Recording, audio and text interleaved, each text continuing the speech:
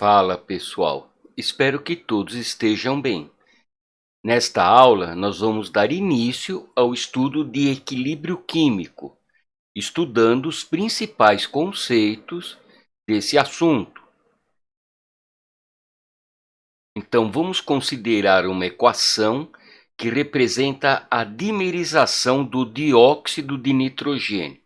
Então, o dióxido de nitrogênio trata-se de um gás que esse termo chamado dimerização significa que duas moléculas vão grudar dando uma. E no caso, vão produzir o tetróxido de dinitrogênio. Esses gases podem ser distinguidos por sua cor. Enquanto o dióxido de nitrogênio é vermelho acastanhado, o tetróxido de dinitrogênio é incolor. Então aqui nós temos a simulação de um frasco com dióxido de nitrogênio e se você produzi-lo, digamos que esteja a temperatura ambiente, você vai perceber que ele vai ficar cada vez mais claro. Ele fica mais claro porque ele está se transformando num outro gás incolor. Mas observe que ele não se transforma completamente no tetróxido de dinitrogênio incolor, que teria esse aspecto aqui, nesta segunda figura. Por outro lado, o tetróxido de dinitrogênio se decompõe formando o dióxido de nitrogênio. Observe que esta reação é exatamente o inverso desta. Então, se nós tivermos um frasco do tetróxido de dinitrogênio, com o passar do tempo, a gente vai ver que ele vai ficando mais acastanhado, né? Essa cor característica do NO2, porque o NO2 tem essa cor. Pois bem, esse tipo de reação é denominada reação reversível. E nós representamos as reações reversíveis através de uma seta dupla. Quer dizer que o NO2 se transforma no N2O4 e o N2O4 se transforma em NO2. Observe que ambas as substâncias são reagentes e produtos. O NO2 é reagente que se transforma em N2O4, o produto, e o N2O4 é o reagente que se transforma em NO2, o produto também. Apesar disso, por convenção, quando dizemos reagente, estamos nos referindo ao termo que está à esquerda. E quando falamos produtos, estamos nos referindo aos termos que estão à direita. É uma convenção. Vamos retornar então a este mesmo exemplo de duas moléculas de NO2 ou 2 mols de NO2 produzindo um mol de N2O4. E imagine que a gente acompanhe a concentração em função do tempo. Então, em diversos momentos, nós vamos anotar as concentrações. Lembre que este colchete indica para a gente concentração em mol por litro. Pois bem, suponha que nós tenhamos 8 mol por litro no momento inicial e que a concentração do N2O4 inicial seja 0. Passados 10 minutos, eu teria 5 mols por litro. Quanto eu vou ter de N2O4? Veja, 8 menos 5 é 3. Se reagiram 3 mol por litro de NO2, como a proporção é 2 para 1, é 3 para 1,5. Como tinha 0, produzi 1,5, eu vou ter 1,5 mol por litro. Imaginemos que após 20 minutos, nós tenhamos 3,5 mol por litro de NO2. Quanto reagiu? 5 menos 3,5 é 1,5. Como a proporção é 2 para 1, 1,5 dividido por 2 é 0,75. Mais 0,75 mais 1,5 vai dar 2,25.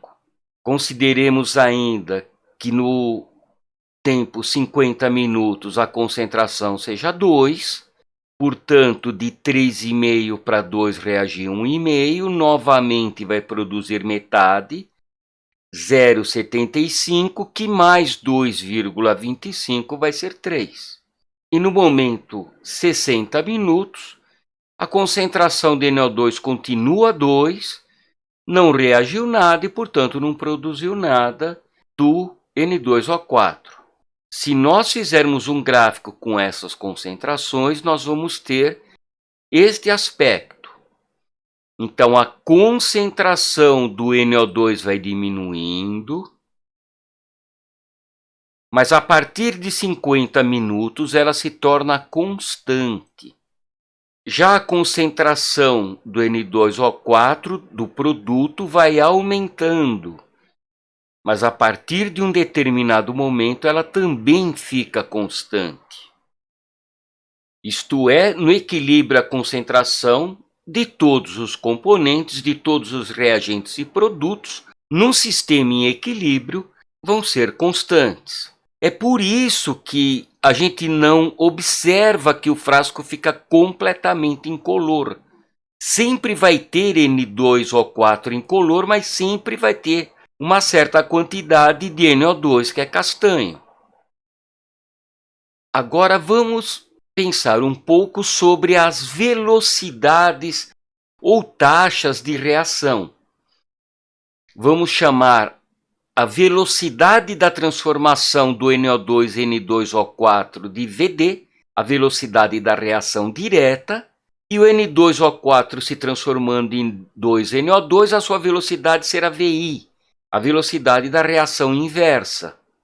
Novamente, considerando aquela tabela que a gente imagina ser uma tabela experimental, então foram feitos experimentos acompanhando as concentrações no decorrer do tempo, nós já aprendemos que a velocidade é uma constante que multiplica a concentração do reagente elevado ao expoente, que é o respectivo coeficiente, no caso 2 aqui. E a velocidade da reação inversa, igualmente, é uma constante que multiplica a concentração de NO2O4 elevado ao expoente 1 aqui, né? O que nos interessa aqui agora é que, aumentando a concentração, aumenta a velocidade. Aumentando a concentração, aumenta a velocidade. E, claro, diminuindo a concentração, diminui as velocidades. Portanto, nós vamos ter um gráfico com esse aspecto. Como a concentração do reagente, do termo que está lá à esquerda, diminui, a velocidade da reação direta diminui. Já a velocidade da reação inversa inicialmente é zero, porque a concentração inicial é zero, não tem nada para reagir. Mas à medida que a concentração de N2O4 vai aumentando, a velocidade da reação inversa vai aumentando, até que chega o momento do equilíbrio. Neste momento, que eu estou chamando de TE, tempo de equilíbrio, a velocidade da reação direta é igual à velocidade da reação inversa. E nós temos um outro conceito importante. No equilíbrio, as velocidades direta e inversa são iguais. É exatamente pelo fato da velocidade da reação direta ser igual à velocidade da reação inversa, é que as concentrações ficam constantes. Resumindo, então, as características de um sistema que se encontra em equilíbrio químico. O equilíbrio químico é dinâmico no sentido de que a reação direta e a reação inversa estão sempre se processando. Quando o sistema atinge equilíbrio, as velocidades da reação direta e inversa são iguais.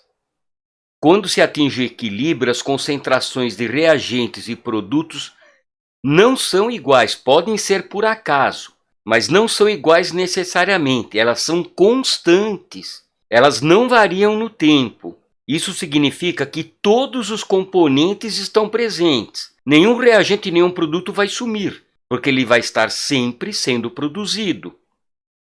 As variáveis macroscópicas de um sistema em equilíbrio ficam inalteradas. Já as microscópicas não. O que isso significa?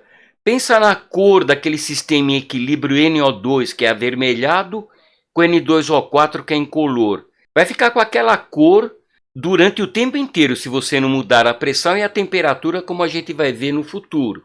Agora, microscopicamente, isto é, as moléculas, elas estão reagindo. Portanto, há variação microscópica, mas não macroscópica. Isso é das propriedades do sistema. O sistema atinge o equilíbrio espontaneamente. Você não precisa mandar, ele não precisa fazer nada para que ele entre em equilíbrio. E na situação de equilíbrio químico, nós temos a menor energia do sistema. Os sistemas químicos têm energia potencial química, e fica no menor nível. E é por isso que o equilíbrio é atingido espontaneamente. Da mesma forma que uma pedra que você solta, ela cai, porque ela vai para um nível de menor energia potencial gravitacional espontaneamente, o equilíbrio químico vai para o sistema de menor energia espontaneamente. Como exemplo de questão de exercício que pode ser exigido de você, vamos ver esta questão da FUVEST. Quando se faz alguma pergunta a respeito dos conceitos, isto é, desta aula que nós acabamos de ver, não tem como fugir. É uma das características que eu acabei de apresentar, é que vão ser questionadas. Então, em condições industrialmente apropriadas para a obtenção da amônia, juntar-se quantidades estequiométricas dos gases nitrogênio e hidrogênio. Nitrogênio mais hidrogênio produzindo amônia. Depois de alcançado o equilíbrio, uma amostra da fase gasosa poderia ser representada corretamente por... E nós temos várias opções. É muito simples. Neste caso, você deve lembrar que num sistema em equilíbrio, todos os componentes estão presentes. Então, no caso da alternativa E, a amônia, o NH3 está presente, o nitrogênio N2 está presente e as moléculas de hidrogênio também. Embora a FUVEST tenha colocado a proporção de 1 para 3 para 2, veja, 1 para 3 moléculas para 2 de amônia, não é necessário que quando o sistema atinja o equilíbrio, esta proporção estequiométrica esteja presente. Veja o caso que nós apresentamos daquela tabelinha do NO2 se transformando em N2O4. Mas no caso eles queriam saber só isso. Todos os componentes estão presentes. A alternativa correta é a E.